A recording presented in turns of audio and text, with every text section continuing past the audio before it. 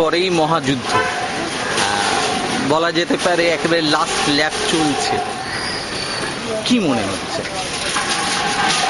এলাকার মানুষ নিশ্চিত করে নিয়েছে উন্নয়নের লক্ষ্যে, প্রগতির লক্ষ্যে, এবং সারা পশ্চিমবঙ্গের মানুষকে যে আলোর দিশা দেখাচ্ছে সেই মামাটি মানুষ নেত্রী মমতা বন্দ্যোপাধ্যায়ের সমর্থনে মানুষ নিশ্চিত করে নিয়েছে ভোট ঘাসের উপর জোড়া ফুল চিহ্ন দেবে।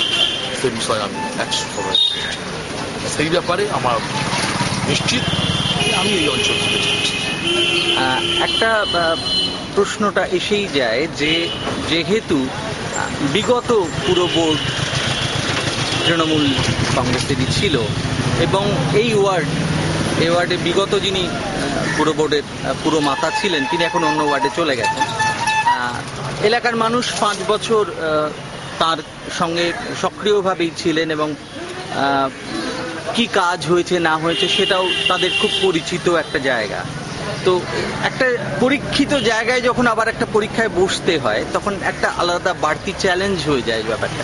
কি মনে হয়? না, এটা কোনো চ্যালেঞ্জ না। তার কারণ পুরসভার আগের যে পুরো বোর্ড শোভন চট্টোপাধ্যায়ের নেতৃত্বে এলাকায় উন্নয়নের সর্বাঙ্গীন উন্নয়ন সাধন হয়েছে। বিশেষত জল নিকাশি ব্যবস্থা, পানীয় জলের ব্যবস্থা, রাস্তাঘাট, আলো চকচকে আলো, এই সবই কাজ হয়েছে এবং আমাদের এখানকার বিধায়ক শ্রীমতী মালা শাহ তার বিধায়ক কোটার টাকা, সাংসদ সুদীপ বন্দ্যোপাধ্যায় তার বিধায়ক সাংসদ কোটার টাকা, এবং সর্বোপরি শোভন চট্টোপাধ্যায় নেতৃত্বে সারা কলকাতায় যে সর্বাঙ্গীন উন্নয়নের কাজ চলেছে তার ধারা আমাদের 4 নম্বর ওয়ার্ডেও আছে। আবার এই ধারাটাকে আবার অব্যাহত রাখতে গেলে আগামী পুরো ভোটে আমাদের জিতে আসা, এবং সবথেকে বড় প্রয়োজনীয় আরও বড় কথা হচ্ছে যে সেই হিসাবে কোনো চ্যালেঞ্জ নয়। অর্থাৎ আগের বোর্ড যা কাজ করেছে আমাদের সেই কাজের ধারা গতিকে আরো এগিয়ে নিয়ে যেতে হবে। রাস্তা থেমে থাকবে না, রাস্তা এগিয়ে যাবে।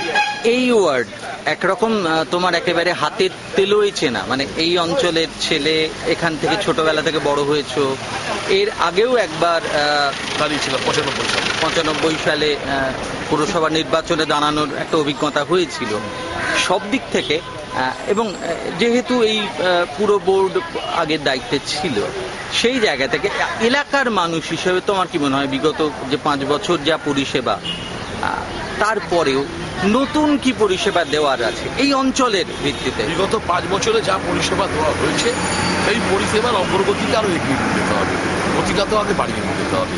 কাজ কখনো থেমে থাকে না, কাজের গতি চলবে, আর রাস্তাঘাট উন্নয়ন সবই চলবে। এই মুহূর্তে ধরো এই অঞ্চলে আর কি নতুন কি করার আছে বলে তোমার নিজের কি মনে হয়েছে যে আরো এই জায়গাগুলো আরো কিছু করা যেতে পারে? আরো সুন্দর করে তুলতে হবে।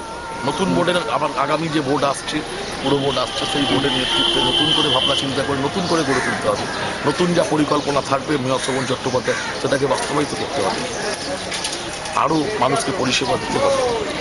আমি বলতে চাইছি যে ধরো নিকাশি বলো, পানীয় জল বলো, আলো বলো, রাস্তাঘাট নতুনভাবে তৈরি হচ্ছে, এই জায়গাগুলোতে এখানে আর কি করার আছে নতুনভাবে?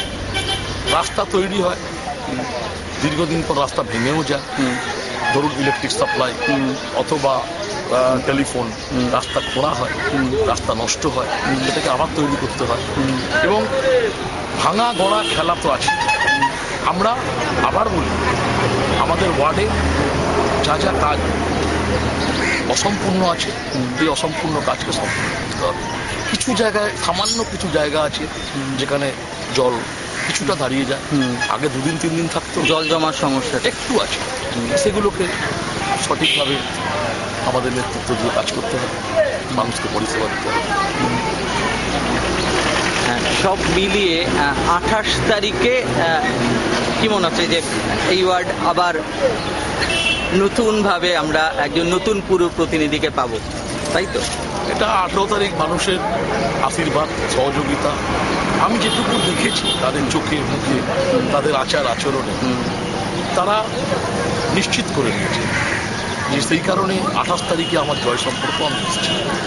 তোমার প্রচারে অভিষেক বন্দ্যোপাধ্যায় এসেছিলেন, শুভেন্দু অধিকারী পরশুদিন এসেছিলেন, তো বড় মাপের নেতৃত্ব আসছেন, তাদের কাছ থেকে কিছু টিপস, মানে যেটা বলা হয় শেষ মুহূর্তের কিছু পরামর্শ, সেগুলো কি তারা কিছু দিয়েছেন? এই কথা, মানুষের কাছে যাও বারবার, মনোদেবতা মানুষই ঠিক করে দেবে, তাই মানুষের কাছে বারবার যাচ্ছি, তাদের আশীর্বাদ চাইছি, তাদের সহযোগিতা সহমর্মিতার হাত বাড়িয়ে দিক আমাদের দিকে, সেটাই করতে হবে।